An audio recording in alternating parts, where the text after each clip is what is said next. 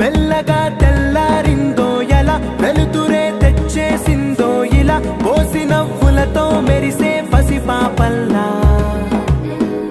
చేదతో బావులలో గలగల చెరువులో బాతుల ఈతల కళ చేదుగా ఉన్న వేపను నమిలే వేళ